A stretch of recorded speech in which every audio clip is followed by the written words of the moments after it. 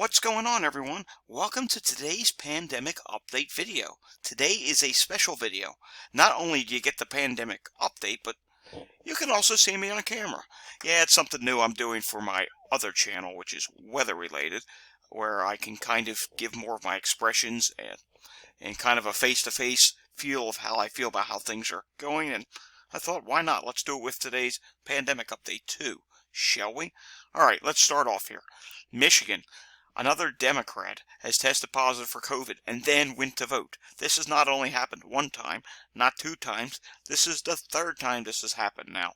It's just totally ridiculous. We all have smartphones. I have a smartphone. You have a smartphone. We all have computers. When you're positive for COVID, why can you not vote virtually for that vote? Do they not have the technology to do that? Sure they do. We all did it back in 2020. It's just mind-boggling that they still proceed to do this nonsense. All right, take a look at wastewater. There was something interesting that I noted today. Some wastewater sites that haven't reported in a really long time just magically disappear from the map for some reason. And I saw an instance of that in Pennsylvania, in my state. Remember I used to talk about Penn State University State College area? Well, it's right here where I'm pointing. They took away the wastewater sites. There's one that had an update in many weeks, in fact, over a month. The other one, which was smaller site, it was updating, but now they took it away. It's just another way to try and suppress the data. Maine, let's take a look here. Maine, while Portland, Maine area, or that's Lincoln County, Maine. We'll just go with Lincoln County.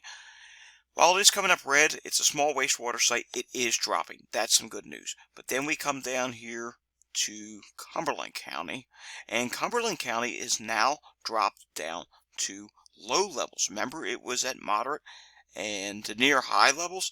It has dropped back to low levels, so that's some good news. Here's another one in Cumberland County. 65,000 people serviced at this watershed, and that's some really good news. And this signals we are not seeing a spring wave yet in the northeastern states like we saw last year. Last year, the hospitalizations in the Northeast started going up the first week of April. So if that was to be happening right now, if that was to happen in the first week of April, we would start to see a rise in the wastewater.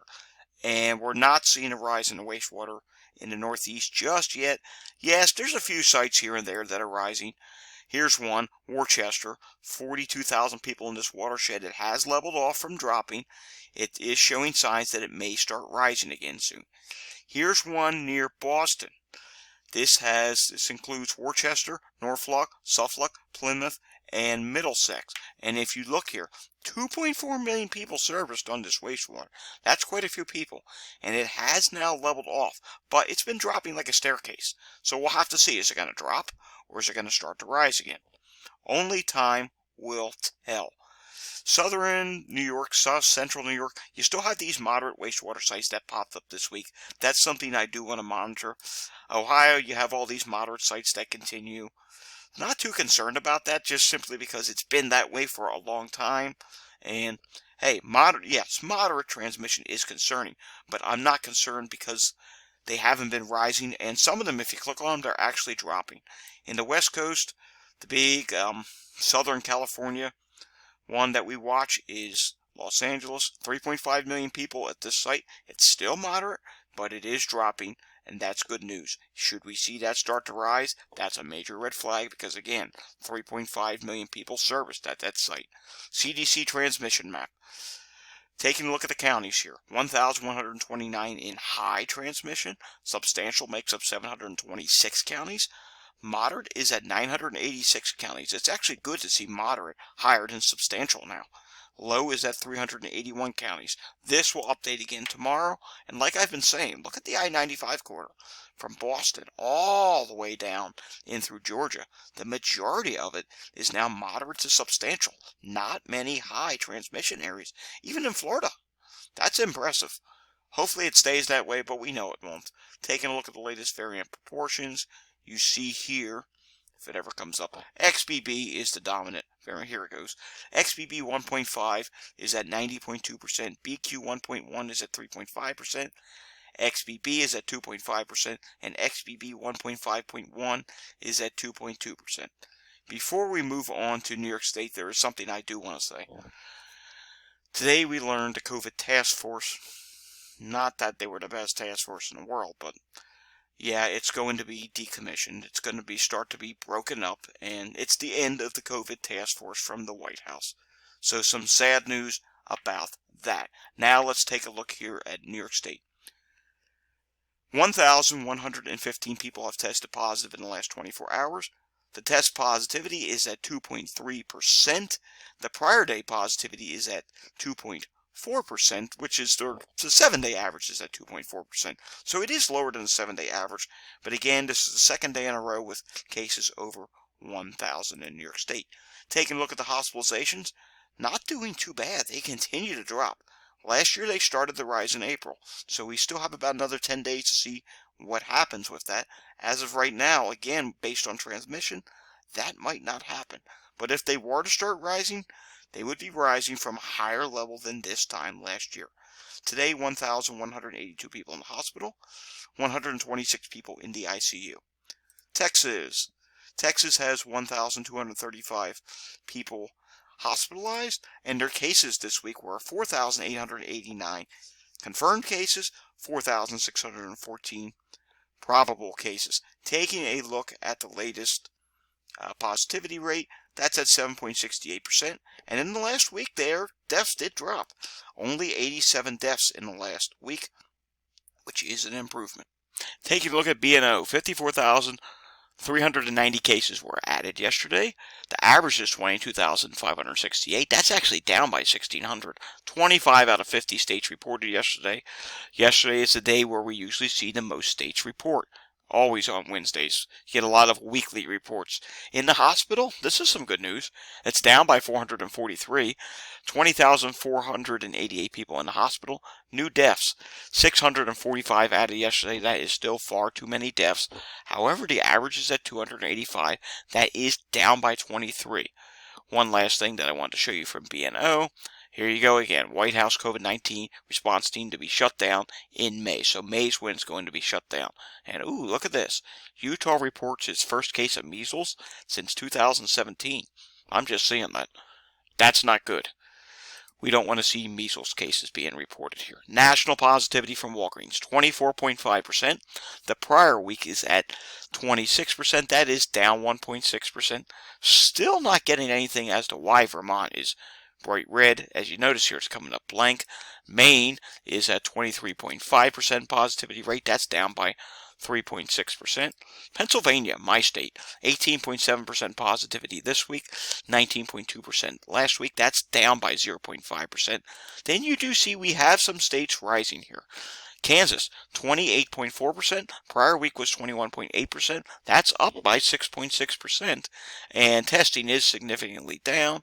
North Carolina, 22.4% positivity this week, 19.7% last week. That is up by 2.7%. And again, testing is down there as well. Arkansas is at 20.4% this week, 17% last week. That's up by 3.4%. And there's only one test more than last week. So that's not entirely impressive, but the positivity rate is rising. How about out here in Washington? Positivity is up by 4.2%, 27.5% this week, 23.3% last week, and testing is also up there. 407 tests this week, 395 last week, and still 4.2% rise, so that's not good. And you do see a bunch of the rest of the Northwest states now are starting to drop in positivity. Look at Montana. 14.7% positive. Prior week was 24.4% positive.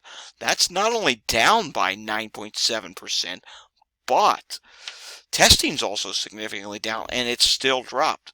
That's encouraging. Let's do one more here. Hawaii. We have not looked at Hawaii in many days. Hawaii, positivity is at 20.7%.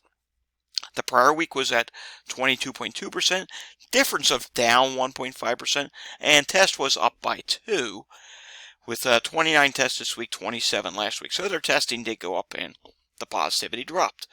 Taking a look at some international numbers here, and still a mixed bag of things around the world. Russia's back to rising again. Their cases are up by 5%. 82,950 cases in the previous week, 78,000 for the prior week. France is still up 39% on cases, down 16% on deaths. Taiwan cases are down 33%. Chile is just barely up 0.9%. Poland cases are down 12%. Mexico's down 28%. Romania cases are up 19%. And deaths are up 30%. India cases are up 84%. Deaths are up 86%. And we do have Iran with cases still up 25%. Deaths are up 38%. Israel, cases are up 7%. Deaths are up now 94%. So they're getting close to that 100% mark for deaths. That's not good. Indonesia, cases are now up 17%. And deaths are up 37%. And we'll do one last one. Qatar, cases are up 69%. They don't report on deaths for some reason. Finally, I want to end on this today. A deadly fungus is spreading across the U.S. You may have heard about this, and I want to tell you about the states that have the sixth most cases here. This is a fungus that resists treatments. Here's the states with the most cases. There's 6 of them. Nevada, 384. California, 359. Florida, 349. New York, 326, Illinois 276, Texas 160. Alrighty, thanks for watching today's pandemic update video. If you liked me doing this a little bit differently, where you can see my face on camera while I'm doing the update, let me know down below or leave a comment on Twitter. I always like your opinion. And until next time, stay safe, everyone. If you're new to the channel, hit that subscribe button down below and give the video a thumbs up if you really liked it. See you all again next time.